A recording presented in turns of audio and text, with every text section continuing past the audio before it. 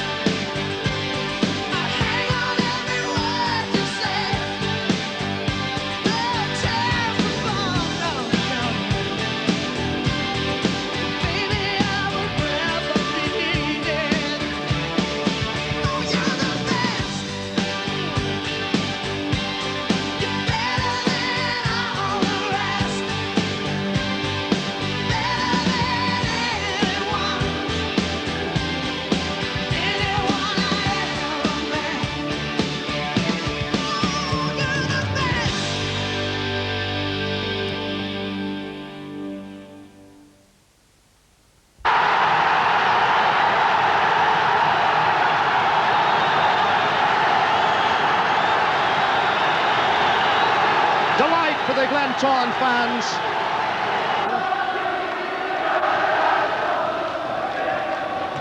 Caskey, Heath, Douglas, McCartney's in there! 2-1!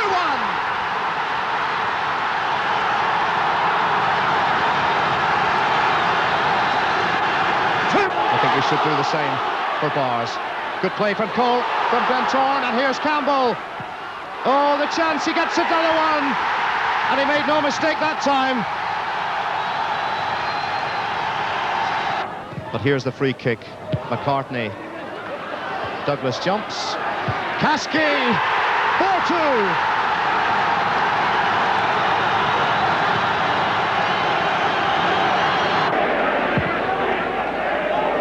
Johnny Jemison is onside as McCartney runs. McCartney has pace. McCartney for Glentoran. Oh, this could go in. It's gone in from Gary McCartney.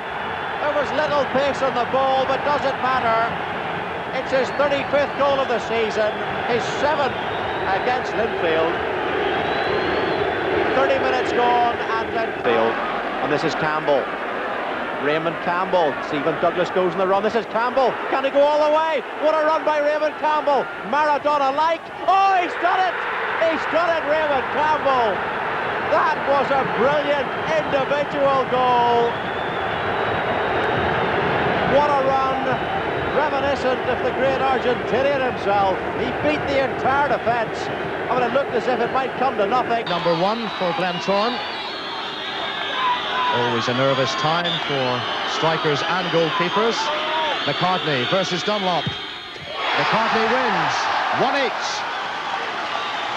There might be a few butterflies there at this stage. 2-1 Linfield. Jameson to make it 2-2. He does. Over the years has taken a lot of spot kicks for Glentoran.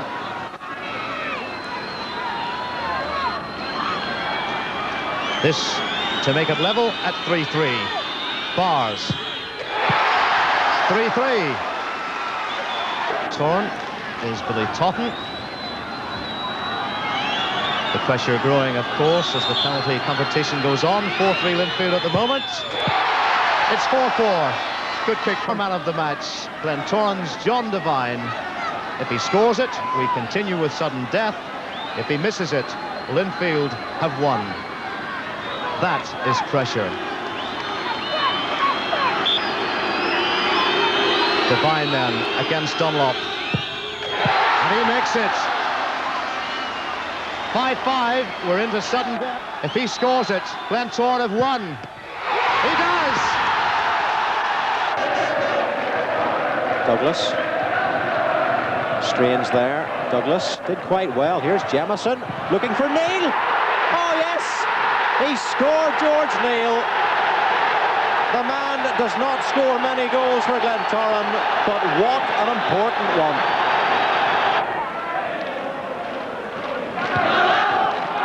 Jamison and Billy Caskey is onside. Stephen Douglas running away to the right, and here is Douglas. Yes, he's done it. 2-0. He must have secured the cup for Glentoran. Didn't. Devine for Jamison. Majors there. Devine calling for it. John Devine. Still Devine, possibly. And here's a chance for Morrison. 3-0. What was it like for you to return to Glentoran as manager in 1987 after having previously played for the club?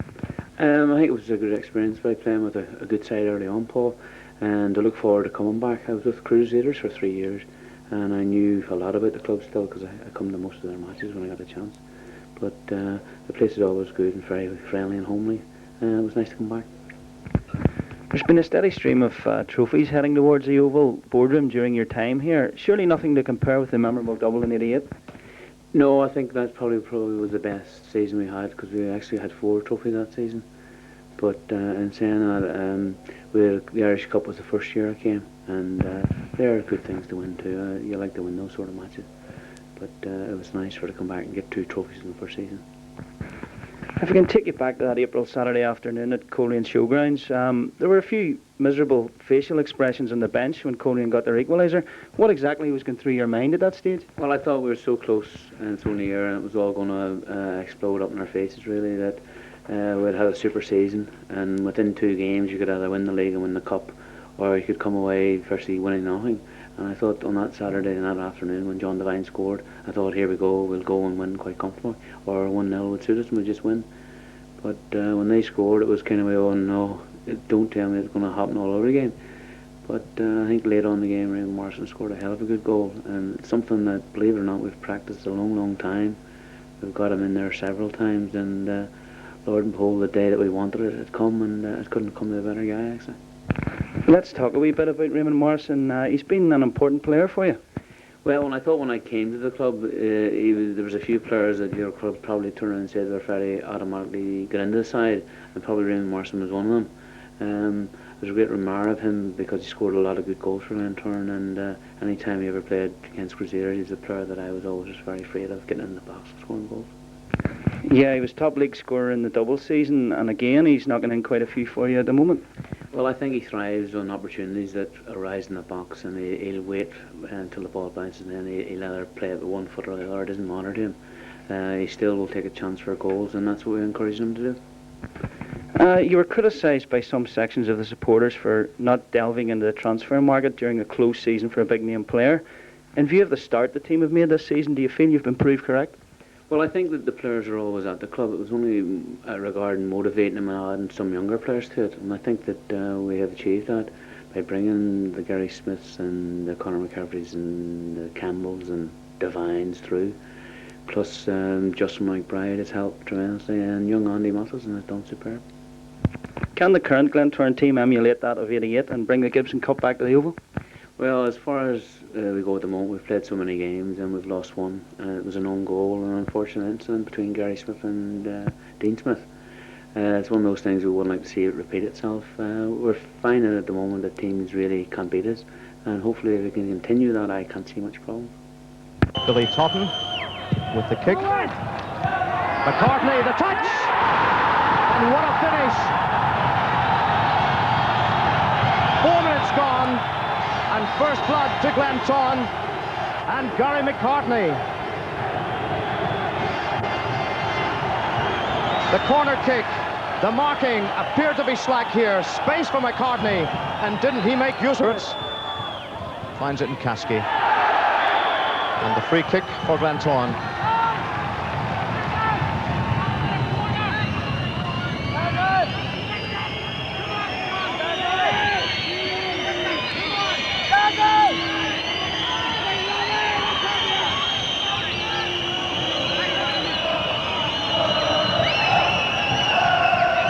Billy Totten with the kick. Kasky, it's in there. Delight for Billy Kasky. Totten with the kick. Totten with a second chance. McCartney! Superb finish.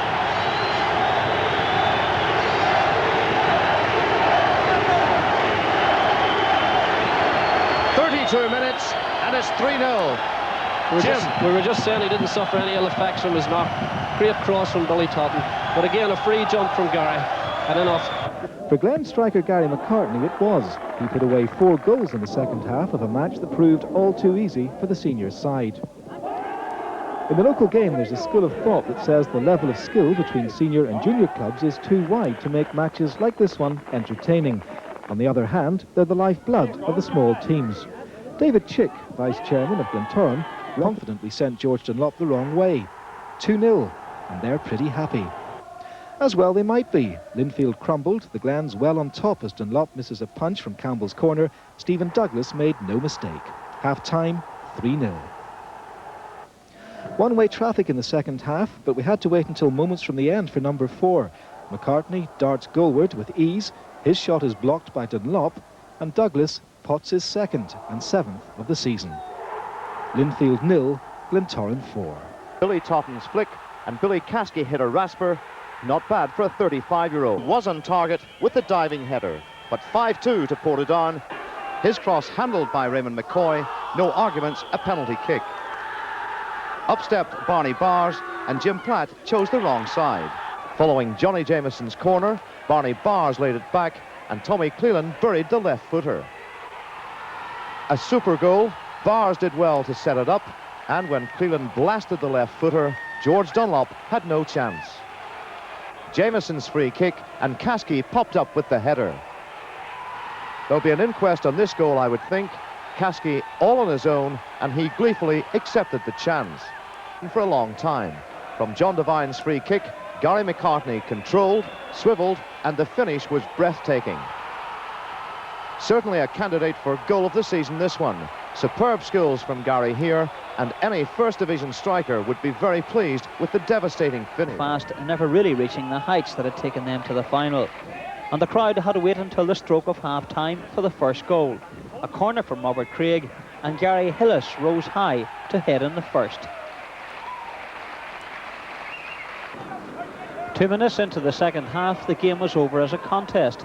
This corner wasn't cleared, and Pat McCoy did well to set up Norman McGreevy, and the defender cracked home the chance.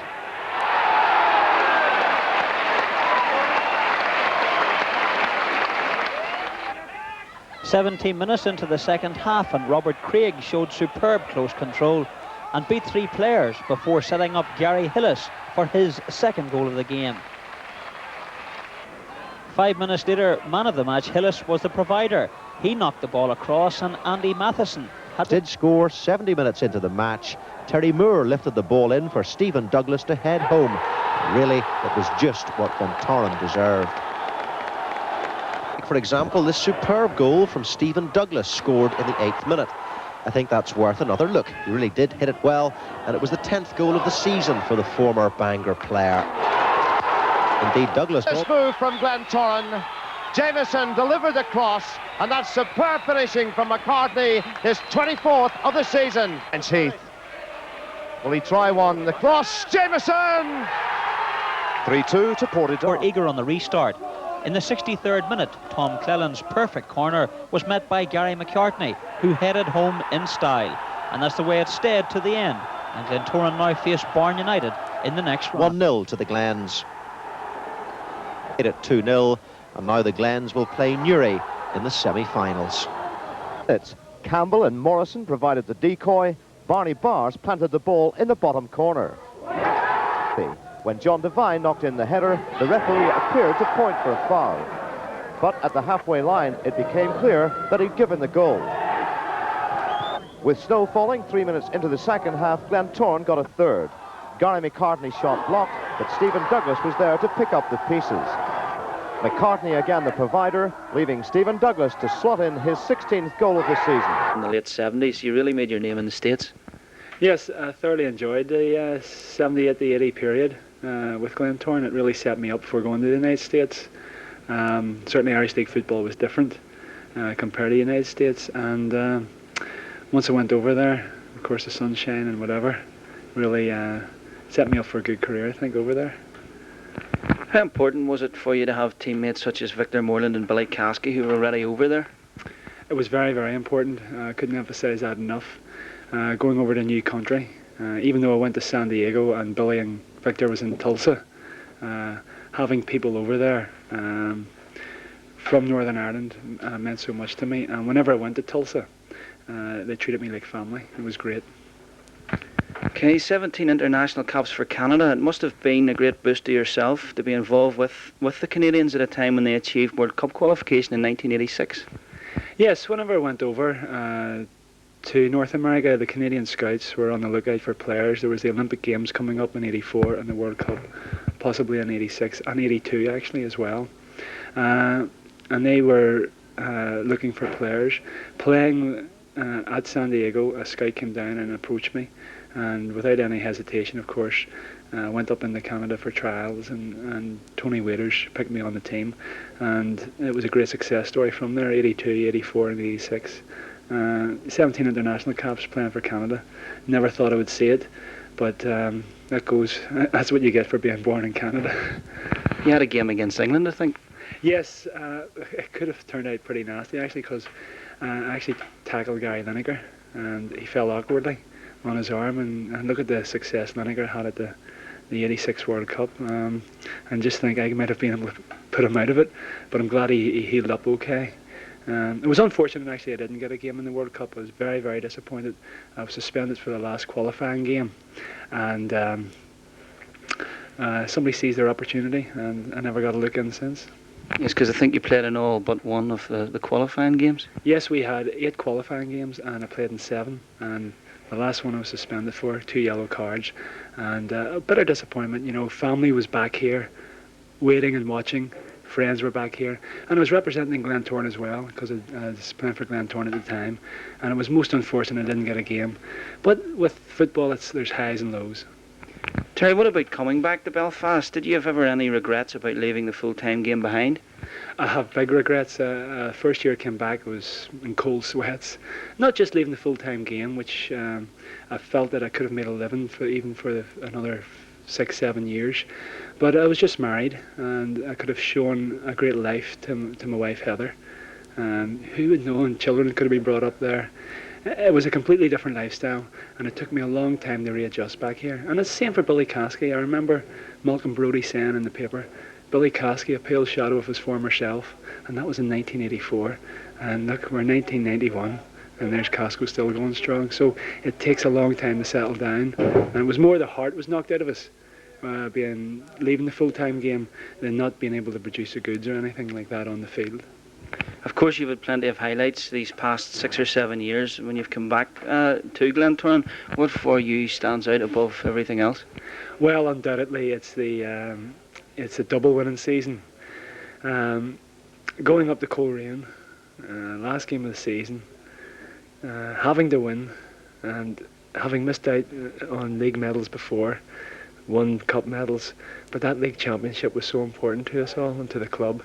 And to go up there and win that league championship, that stood out above and beyond any World Cup, any soccer bowl championship with Tulsa, any Irish Cup medal, and to see, of course, Raymond Morrison putting that into the net, it really was cherished memories. Made up for not playing in Mexico? Oh, more than made up. That was something special. It's the one league medal I have, and there's players throughout their career never would have a league medal, of course, and that is something to be cherished. You've got a few goals for the Glens, Terry, but you've never really been renowned as a goal scorer, but you did manage one against the Russian goalkeeper Dasiev. Yes, and you know, it'll go down in history with one of the European games. It must have been the first time I had jumped a goalkeeper or whatever. He was billed as the world's best, and there I was up at the back post. Yes, they're few and far between, and I tell you, I know what it's like. I know the joy to score a goal. Whenever I see Guy McCartney put them in every week, I mean, it gives you a thrill. But it gives me a thrill just to score one every 2 years. Finally, Terry, I'd like to ask you about Raymond Morrison. Can you assess his value, the value he's been to this club over the past 6 or 7, 10 years even? Yes, as I said, we came back in '84, Billy and myself. And Raymond Morrison was in midfield, and I think that's where Raymond Morrison grew as a footballer and as a person in that midfield alongside Billy Caskey, who brought him along. I couldn't pay bigger respect to Raymond Morrison other than to say that he would be my first choice if I was a manager of a team. And that's coming as well from 2 managers that I've spoken to recently. And says, of all the Glentoran players in the last 7-8 years, your Jim Clearys, your Billy Caskeys, everybody, one player that they would purchase first and foremost would be Raymond Morrison, and that speaks very, very highly of him. As well as a great competitor, 100% man. Whenever you're 2-1 down, 2-0 down, he's always fighting. He's not just doesn't just play whenever you're 2-0 up. Great determination. He has qualities above and beyond a lot of other players. Players might have silky skills, you know, but Raymond has got certain qualities.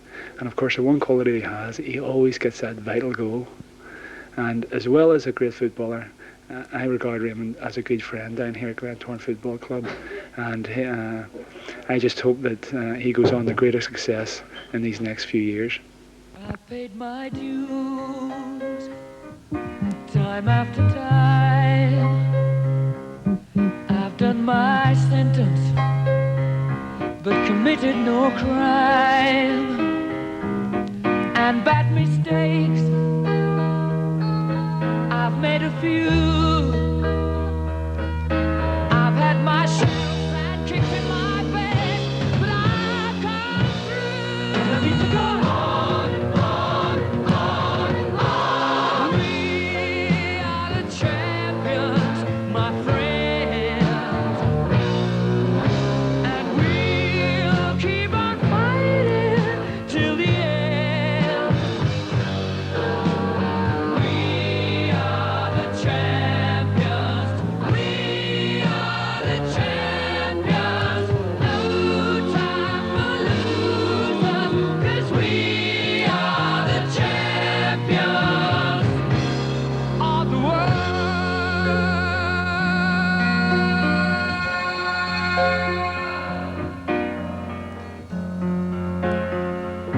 I've taken my bows and my curtain calls. You brought me fame and fortune and everything that goes with it. I thank you all, but it's been no bed of roses, no pleasure cruise. I consider it a challenge before the whole human race, and I ain't gonna lose.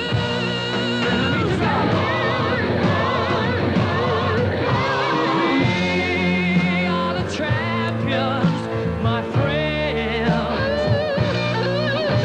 and we'll keep on fighting till the end. We are the champions. We are the champions. No time for losers, 'cause we are the champions of the world, the champions, my friends, and we'll keep on fighting till the end. Oh, we are the champions. We are the champions. No time for losers, 'cause we are the champions. Period for Glentoran, but do you feel that the championship should have been won more often than the two occasions in which it was? Yeah, I think you'd be correct in saying that, Paul. I think we thought ourselves that there were 3 or 4 years when Linfield won it during their 6-year period of dominance that we were a better footballing side, and unfortunately we just didn't show the consistency that was required to win the league at the time. But I think you're right in saying that. I would think we should have won the league more times. Irish Cup finals were no problem, of course, but your first one for Glentoran held mixed emotions for yourself, is that correct? Yeah, I think it is. Obviously, we won it, but most people will recall I was sent off during the second half. Still believe to this day that it was unjustly dealt with, but one of those things, it's bittersweet memories, I suppose. Delighted that on one hand to see us winning the cup, but on the other it was a bad taste in my mouth being sent off in it. You didn't look too happy in the after-match photographs. No, I mean, I think that was perfectly understandable in the circumstances. Okay, staying with the cup finals, Jim, you probably didn't take a more important penalty than the one that clinched the double in the very last minute of the 88 cup final against Glenavon. How does one keep calm in situations like that? Well, a bit difficult to answer, really. I think, from what I remember of it, I had just taken a corner that Billy Caskey headed, and I think it was young Andy Russell handling on the line, so I knew there was only a couple of minutes left, and I mean, at that stage it was either a case of just, well, you score them or you miss them, and I knew at that stage if we scored we'd probably win it, and if I missed it we were going into extra time, so I just tried to keep the head down and place it, and fortunately enough it went in. Okay, my personal favourite Jim Cleary goal was the one you scored against Sofia at the Oval in the 81-82 European Cup. Did you ever score a better one, or is there another one from which you derive most satisfaction? Well, my right foot was never my strongest point, and from what I recall of that goal, I think it was a right foot shot from about 20 yards or so. But I think I scored one 3 or 4 years later at Windsor against Linfield in a TNT Gold Cup semi-final, Wasn't something similar, but it was also with the right foot. So I don't know. It's hard to say. I mean, I didn't score that many goals over the years, but yeah, there was the odd one or two that you got more satisfaction than others out of. But I suppose it was a particularly memorable one. Unfortunately, the cameras weren't there to capture it that particular night. Yeah, but they were there that night, the one you scored against Linfield in the Gold Cup, fortunately, and I think we'll have it on the tape. National squad, including the 82 World Cup finals in Spain during your early career at Glentoran. Is it a regret that you never tried your luck in cross-channel soccer? Well, it isn't. It isn't. I mean, when I came to the Oval, I think I was about 24, and at that stage, your chances of getting across the channel are that slimmer, and you sometimes regret maybe when you were 18 or 19 you didn't have the chance just to go and sort of try your ability against players of supposedly higher quality and standard. But in the long run, no, I don't regret it, because I've seen so many players who have gone across from here and come back, and even when they have come back, drifted out of the Irish League. So I was happy enough to play in the Irish League, and as I said, originally I suppose as a younger player I might have wanted to go, but in the long run, no, I'm not too unhappy that I missed the opportunity. Did the opportunity arise when you were 18, 19 or 20? Well, I was on trial with a couple of clubs when I was reported down, but nothing ever materialised from it. Okay, as a goal-scoring midfielder yourself, you'll be quick to recognise the part Raymond Morrison plays for Glentoran. Yeah, Nuts especially this season, he seems to be knocking the goals in with fairly regularly. But I think his qualities lie more, well, in a lot more than just his goal-scoring ability. I think he's the sort of player that when you're picking team, he's one of the first names you'd put into it, because he always gives you 120, 130%, and he's hard. He goes in where other people would fear to tread, if I want to use the old well-worn saying. But his goal scoring, especially this year, the early part of the season, really has counted for a lot. Jim, I've never spoken to anyone who doesn't think you retired too soon, apart from maybe a few blue men. What were the reasons behind your decision, and have you ever regretted it up till now? Well, I haven't regretted it, to be honest. I had made up my mind a few years before I finished playing that I was going to finish. My last contract that I signed here was for 3 years, and that was when Billy Johnson was still the manager. And at that stage I decided that I was going to finish playing then. No particular reason other than I thought it was starting to catch up a wee bit on family life, for one thing. When you're playing at a club like Glentoran or Linfield, where you're involved in finals and semi-finals right throughout the season, it takes up an awful lot of your time. I think it takes up a lot more time than people on the outside seem to realise. And at that stage you were talking about at least 3 nights a week. I mean, the guys find themselves in the same situation at the minute, playing semi-finals and finals and league matches every Saturday and other competitions. But it was that more than anything else, And to be perfectly honest, you always said you regret giving it up, and you miss the atmosphere on a Saturday, and the banter with the players and so on. But I think it's the in-betweens that you don't miss so much, the coming out in the cold and wet Tuesday and Thursday nights to train, that you can do without at times. You still get along to the Oval quite often though, don't you? I get along as often as I can. The last few weeks I haven't been able, unfortunately, because I've been away a few weekends, but it's still the number one ground to come to if I'm going to a match. It was 33 minutes before the Glens found a way past the Omagh keeper, Johnny Jamieson, the scorer. Second half, Barney Bars, rather than skipper Jim Cleary, who normally takes the spot kicks, stepping up to send McGreed the wrong way from the penalty spot. Billy Totten cross and make it 2-1 game happened, and it's just all you can hope for is that you're... Jim Cleary's corner eventually headed goalward by Manley, with Alan Dornan hooking it clear, but referee Snoddy on the line awarded the goal. Manley's header left Dunlop and Jeffrey in a tangle, and substitute Johnny Jamieson accepted the chance. Nell was bowled over by John Devine, a penalty kick. Up stepped Lindsay McKeown, he missed one last week, and Dean Smith made a fine one-handed save. 2-1 Glentoran, they were in Europe.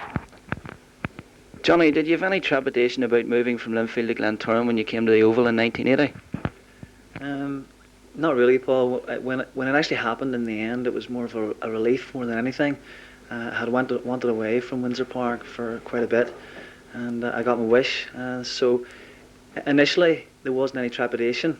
Of course, I didn't really realise at that time what I was letting myself in for by moving across the other side of the town. Did you get a lot of trouble from Linfield supporters?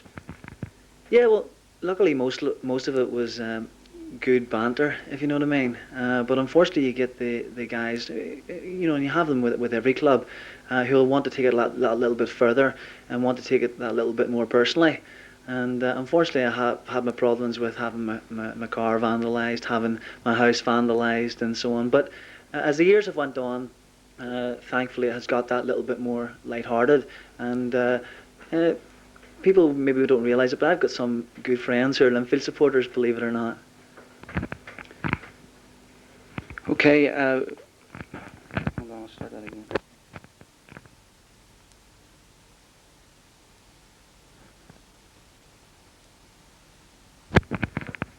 Did you ever worry at any stage before you made the move about being accepted by Glentoran supporters in light if you haven't played for Linfield previously?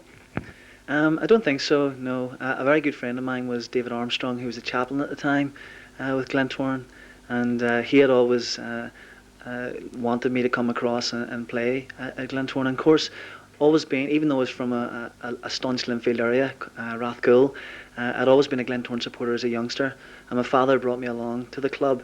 And to be honest, if things had gone in the right way, I would have actually signed in 1978. But at that time, Glentoran were probably going through a difficult time, and I didn't. At that time, Linfield, of course, looked a better attraction for me from a winning the trophies point of view. So coming across to the Oval, I didn't really feel that I would have. Well, I didn't think I would have any problems. Of course, that all was going to depend on how I played, whether I played well for Glentoran or not. Because at the end of the day, you're only as good as how you play at whatever club you're at. But I don't think there's been any problems really. I think that sort of quite quickly that they took to me, because the Glens had gone through a difficult period, but all of a sudden they signed some quality players, the likes of Jimmy Cleary, Alan Patterson, and Alan Harrison at the time, which really went down well, I think, with the supporters. The fact that you couldn't stop scoring against Linfield, I'll start that again. The fact that you couldn't stop scoring in matches against Linfield must have helped. You had an amazing sequence of goals against your former club. Yeah, I never really enjoyed those goals against Linfield at all. No. It was just one of those things. It just seemed to be that after leaving Linfield, that every time I played against them, I just got this tremendous lift, and always wanted to do well against them. And it just seemed to be for quite a few years after that, and even in cup finals, it seemed to be that I scored, which was nice.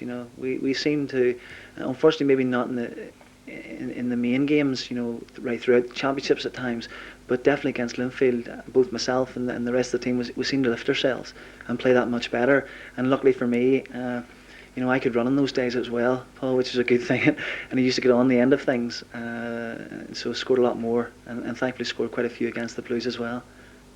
Okay, 7 Irish Cup winners' medals, a post-war record.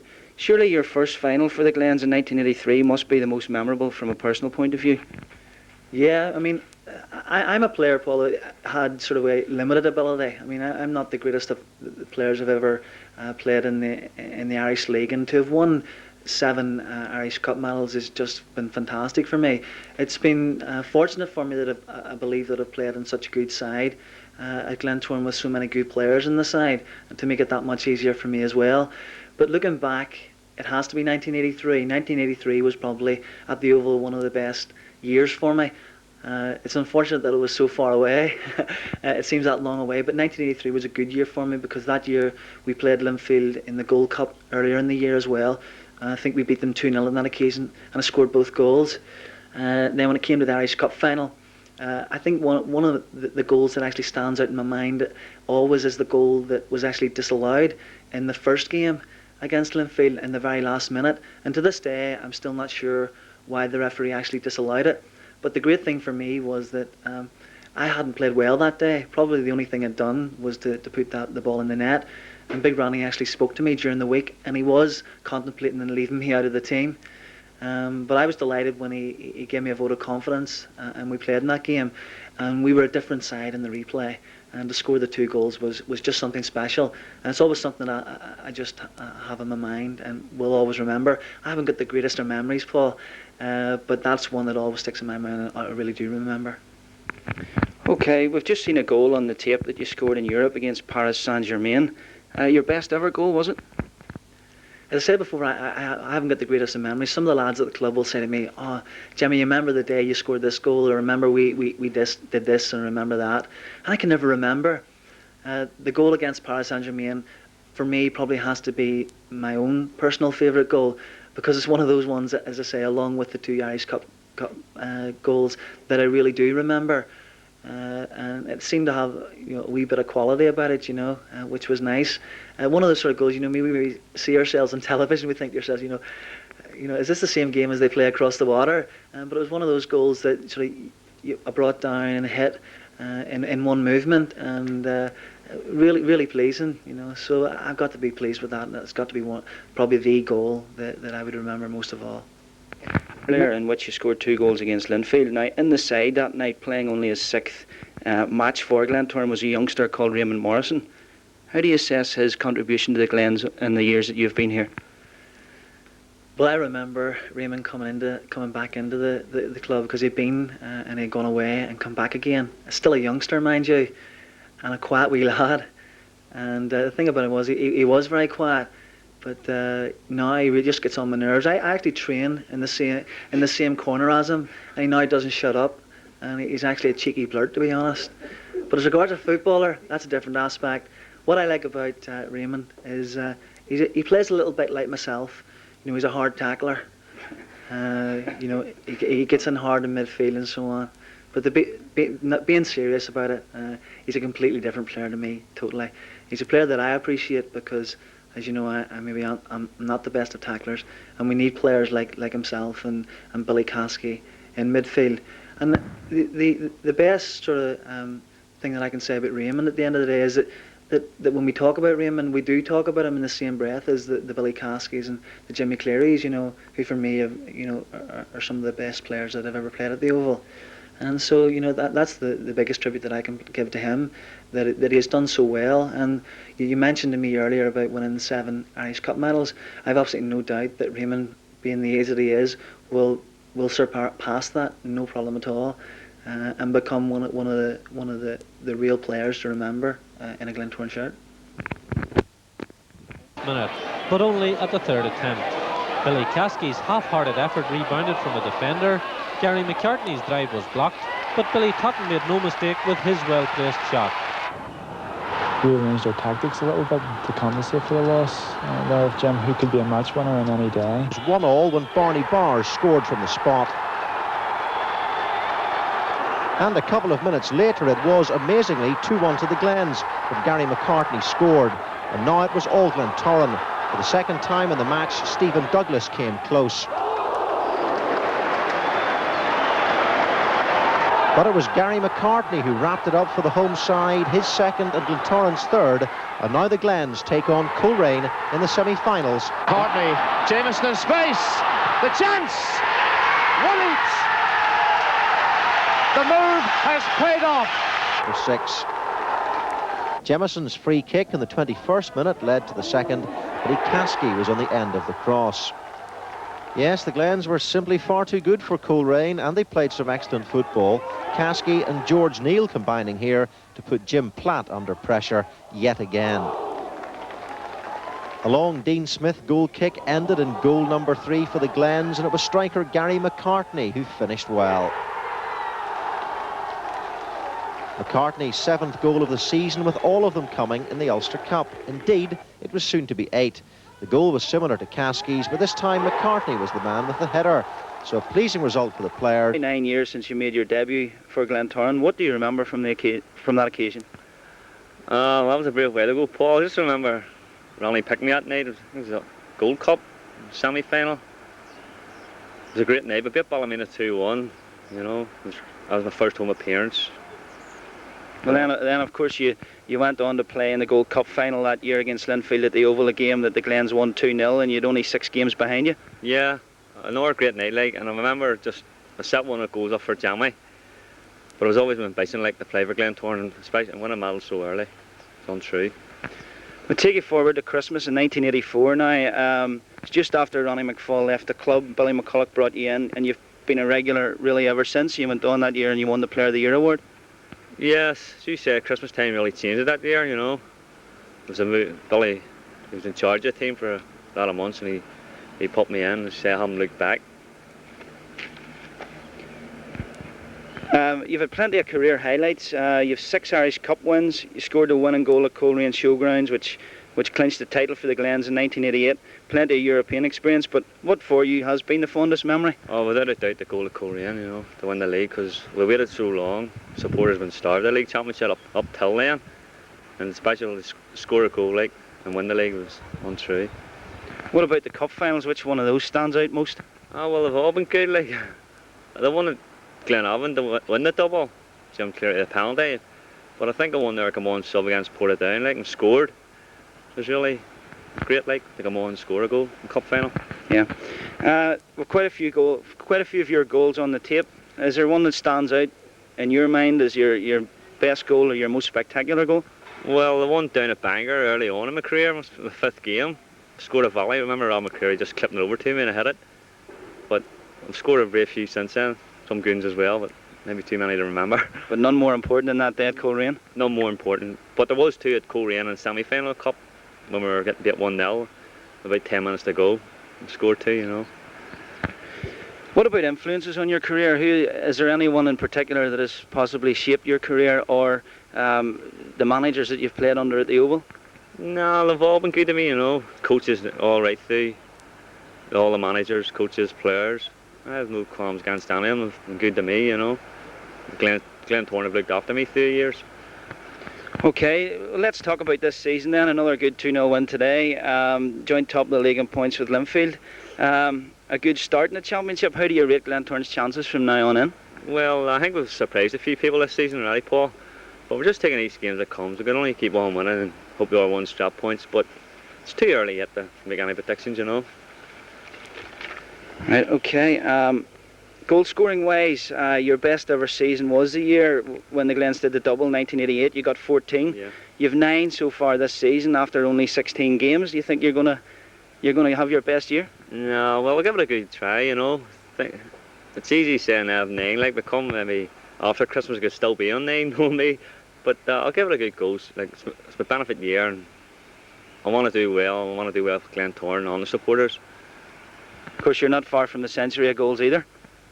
No, I've been over milestone, like, you know. I never thought I'd reach 100 goals for Glentoran. But I can keep on trying, like, do my best. Oh, I do my best for first on seconds when I do play, like. Okay. As we've just seen from the video, Barney, you seem to reserve your best goals for European competitions. I think that's right, Paul. I mean, it just seems the games in Europe seem to get a few kicks around the box, and it's either me or Jimmy Cleary hits it. Lucky enough, a couple of mines went in, you know. Okay. You had a great free kick against Bannock Ostrava, Standard Liège. Is there any one in particular that stands out for you? I think the one that stands out was actually the one in Finland. We had a free kick in the edge of the box and it curled it in the top right-hand corner. It was further distance out than the other 2. I think that's a pick of the 3 that I've hit in Europe. European football seems to bring the best out in Glentoran and indeed in Barney Bars as well. Well, I think at the Oval we've been brought up playing the ball to feet, you know, and European football suits our style. We've been lucky, we've had some really good experienced players like Jim Cleary, Casco, Paul Dixon, Tom Connell, all boys that like to play the ball to feet. It's different from the Irish League where it's more hurly-burly, and I think it just suits our game. Say then that Glentoran are probably better equipped than any of the other local clubs when they play in Europe? I think so. I think it's proved over the years that our experience has stood us in good stead, and the class players that we have, as I say, they all like to play football, and I think that's why we've done so well. Okay, you've 19 appearances for the Glens in Europe. Only one man has more, which is Billy McCulloch in 22. It'd be nice to get the record. It would be. I was hoping this year to get 2 in, but unfortunately we didn't qualify, so I'm going to have to play on for another couple of years. You've played, the videotape obviously is for Raymond Morrison's benefit. You've played obviously alongside Raymond in midfield and also behind him in defence. Can you assess his value to the club? Well, I can only say from a personal point of view, I think Raymond is probably one of the most underrated players in the whole league. I mean, he's been a good friend of mine over the years. We've been together since I wouldn't like to go that far back, but I mean, he does a hard working job and then he pops up with these spectacular goals. And I think if you ask anybody especially Billy Kosky. I don't think he would want anybody else beside him in the Irish League over the years. He's just absolute super pro, never complains about nothing, just gets on with the game, and I couldn't praise him high enough. That's great. Thanks very much. McCreary to Jemison. Plenty of time for the cross. Maybe he should have got over earlier. Here it comes, Blackledge.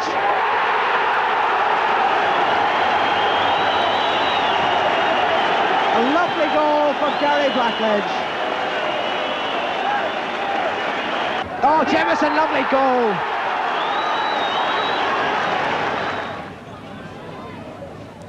Oh, Manley not score. Yes, he has. Clearing. Blackledge to his right, Manley to his left, but Blackledge, there it is. Midfield, but well challenged by Robert Strain again. The ball through to Manley, and wide there is Johnny Jemison, controls it right-footed. What a shot, and what a goal from Johnny Jemison!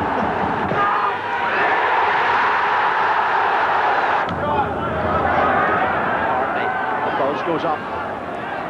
Good skill from McCartney. Here's Raymond Campbell. Time to get the cross in. Good flick, Douglas. Yes! He scored! Substitute Stephen Douglas laid it in, and when it ran loose, Gary McCartney stabbed it into the net. 2-0 to Glentoran. Glens, who went one up.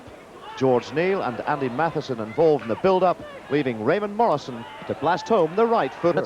Terry Moore's flick was knocked in by Gary McCartney.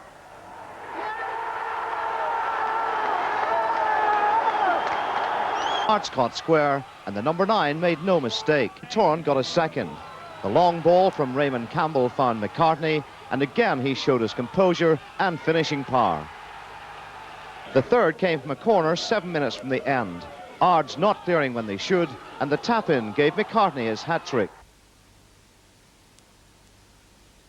For the last 12 years in your capacity as a first-team attendant, one of the highlights, or what people might remember from you on TV, is chasing the pig and the cockerel at 2 different cup finals. Oh, well, where the pig was concerned, the night prior to that, I'd give the boys a tin of Vaseline to put on it.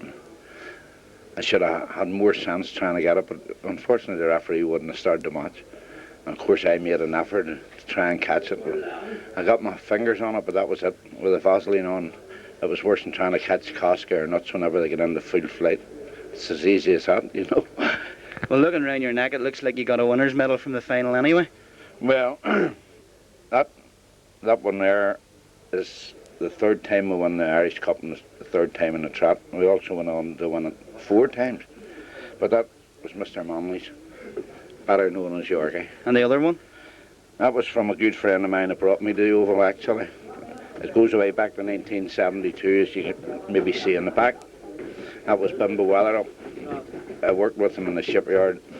It was through him I actually come down to the Oval to give him a wee pull out one Saturday, and I've been here ever since. And you're obviously still very ambitious from the sign that you have above the door. Well, if you don't have dreams in football, what else? There's nothing else you can have, only dreams. The sign actually says Joe Fagan started here, so can I. Well, do you think you'll go on from there, on to the manager? Well, Mr. McManamy can do it with Southampton, surely. An old codger like me's always dreams. In the dressing room? Not at all. Professional through and through. Raymond's the kind of player, any manager, any physio, the only time I mean Raymond giving any trouble when he lay on his back around the house, which probably everybody knows he only lives a stone throw round the corner. But he was laid low with a bad back, and I went around a few times to see him, and I think it caused him more trouble, and I shouldn't have went to see him because I had him laughing and his ribs was sore and his back was sore. But typical me, I try to lift them the best I can at times when they're down. But when they're up, they get the slaps in the back, and well done, lads. You must have seen a lot of characters in your time here. Which player would you say had the most, or was the biggest character? Oh, you couldn't go by Bop Dunlop. Bop, although he was a peeler and all that, and as usual, we're not too fussy about peelers about East Belfast, but still, Bop was a character. There's many of them. The best one wing half I seen, and they've went through a whole lot of them, and a great friend of mine, Walter Bruce, but for me it was Jimmy Fern was the best. a wee fella, something like Yorkie, sort of a wee busted nose, a wee boxer, but he was some, again, on the same line as Nuts, no trouble. But on the pitch, he's like Goliath on the pitch. Okay, Telly, thanks very much. You're welcome, Paul. Side, the cross came over, and the unfortunate Rod Donaldson put it past McLean. Glentoran went 2 in front after 61 minutes. Hillis set up Devine, who showed some fine skills before putting it into the net, although the keeper did get a hand to it. And 10 minutes later, they grabbed their second. A through ball from Campbell, and Hillis was there to put it away. Extra time, it all went wrong for Bangor. Matheson with the cross, and the substitute Cleland was there with the perfect header. That score seemed to knock the heart out of a tiring Bangor side, and 6 minutes into the second period of extra time, Glentoran struck again. On the break, Hillis was taken down by Eaches, and Cleland finished the penalty to the net. After that, it was all Glentoran, and a minute later they scored their fifth. Caskey played it back, Cleland with the shot, saved by Eaches. It came off the post, but Hillis was there to stab it over the line. With only minutes left, Glentoran again added to the misery of the Seasiders.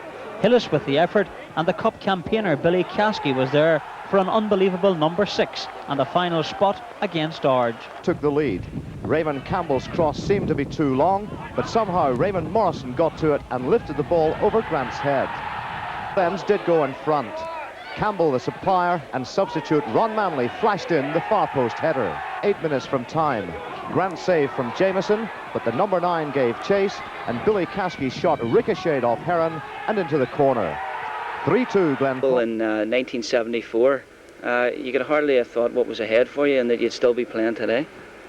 Well, to me in 1974, the Glentoran was the only team I was ever going to play for. I had no ambition really of going to England. I never thought I was good enough to go there, but you know, I learned a lot from certain players, the Oval, and I was lucky enough to get the break to go over. You've had 17 years now in the senior game. What's been your secret? I think it's more I love the game. I still enjoy it. Enjoy playing. So I'm wondering what I'm going to do without it. You know, every Saturday it's like a ritual for me to go to play football, and you know, when I retire and things like that, I'll have to keep coming. But I don't really have a secret. I think it's just for the love of the game. I keep playing. That's all. You think a coaching job would be on the cards? I would like to try coaching. You know, every player, you know, think when they're finished they like to try a bit of a coaching or managing job. But if it comes up, it comes up. You know, if I finish playing at Glentoran, don't want me, I'll just play for Medibank and go down and play with brothers and still play as long as I can.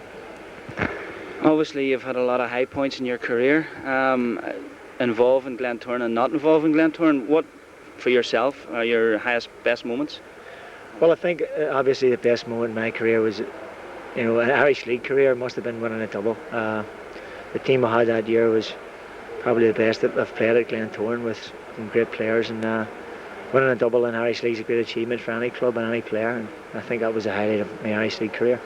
You know, and the highlight obviously in my professional career was playing for Northern Ireland, which is every player's dream of playing for the country. And scoring on your debut? Well, scoring on my debut was a bit of a highlight of that too, but you know, I've had a lot of highlights in my career, but any regrets about leaving England and going to America after only a year and a half in the first division? Well, I did have regrets. My biggest regret going to England was going as a centre forward.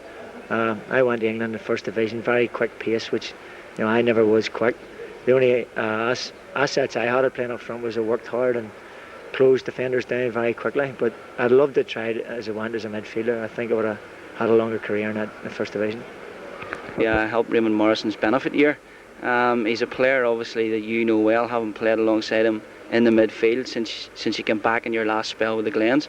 How do you rate his contribution to the team? Well, Raymond Morrison is a Glentoran through and through. There's no doubt about it. His commitment to the game, his tackling, and every aspect of his game is unbelievable. He's got this knack of scoring goals from midfield, which is a midfielder's dream really. And he comes into the box, just goes into the box, and either foot he'll hit them. You know, he still can't pass the ball, like, but you know, I tell him to tackle and win the ball and give it to me. So if he learns how to pass the ball, you know, watch out, Pally. Here comes Raymond Morrison. He really deserves this benefit season, though, doesn't he? Well, he deserves it more than anybody at the club at the minute. The service he's given Glentoran, you know, stands out above a lot of other players, and he's amongst the greats in my eyes, no doubt. from the press? He always seems to be the unsung hero of the team. Well, I think Raymond has been very unlucky. He's come into a team where Glentoran has had some great players. We have Jimmy Cleary, we have Barney, and you know, like players that the press really spot right away, you know, and always been stars around Glentoran. And Raymond's been always in the background, but he's not an unsung hero in the players' eyes. You know, the press maybe has looked over him a lot, but the players never look over him. Okay, Billy, thanks very much. Goal. Campbell played a perfect ball through, and Jameson ran on to slip the ball past Eaches. Pass found Conor McCaffrey. He released Raymond Campbell, who had a great match, and he sidestepped the Larne defence with ease to reach the byline, cut the ball back, and a magnificent Morrison volley stunned the visitors. 5-yarder, Crawford seemed rooted to the spot, and the ball went in off the underside of the crossbar. Campbell's free kick being glanced past Crawford by McCartney. To come back, Raymond Morrison made sure of that. George Neal, constantly pushing forward from the back, had a blistering right flank run. He dummied Houston and then cut it inside for the number 4 to finish the game the way he'd started it. 4-1, the final score. Precision pass cracked the Newry offside trap and sent Gary McCartney through to beat O'Shea, the ball detouring into the net off both posts, and the Glens were back on terms. 2 minutes later, Newry were incensed by the goal that put the Glens in front. Johnny Jemison with a 25-yarder, with the linesman apparently... By a time at Sheffield Wednesday. How did things go for you in England? Well, when I left here, things were great for me, and it was a good move for me at the time, going to an English League club. But unfortunately, while I was there, the first 7-8 weeks, the manager who had signed me actually got the sack.